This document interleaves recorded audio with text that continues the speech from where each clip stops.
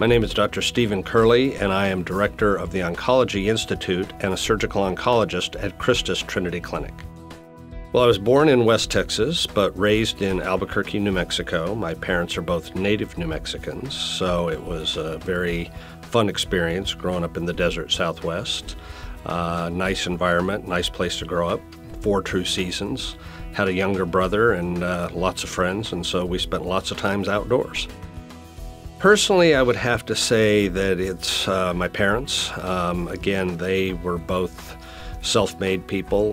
They were always very supportive of my education, of the fact that I was very driven to achieve. My father was an athlete. He was actually playing minor league baseball in West Texas. That's why I was born there. So he always sort of drove me to overcome obstacles and to do the best I could at all things. My mother really sort of instilled in me a passion for reading and education.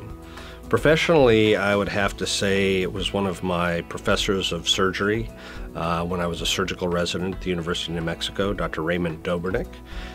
He again was an individual who really exemplified excellence in everything he did and really pushed us to always be our best.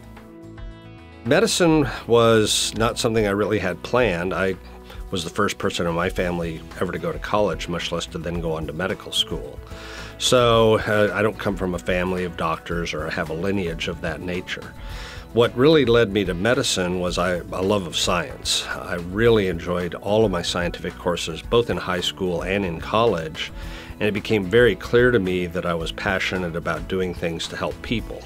And so it was a natural follow-on to then take my background in science, chemistry, physics, biology, and then produce something that I could use to help people, which is medicine. Surgical oncology is a unique opportunity to develop long-term relationships with patients.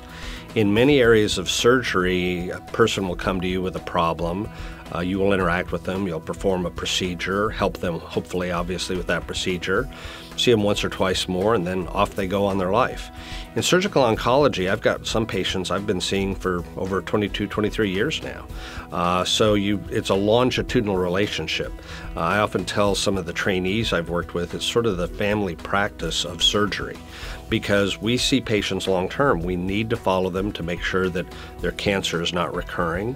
We need to make sure they're not developing other cancers as a result of some of the treatments we use. And it's nice to have that relationship. You know, I've got people who I've seen their family grow up, they've seen my family grow up. We really have developed not only a professional relationship, but a really very friendly and collegial relationship over years. My philosophy is pretty simple, and this is what I've always told everybody I work with, people I've trained over the years. If somebody has a diagnosis of cancer, they already have a lot on their mind. Again, they're frightened, they're possibly angry, they're unclear, what the future holds.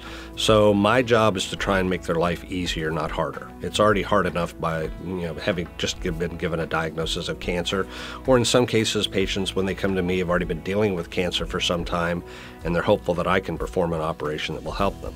So my philosophy is very, very simple. Do what I can to make things better for patients and to help them in any way I can.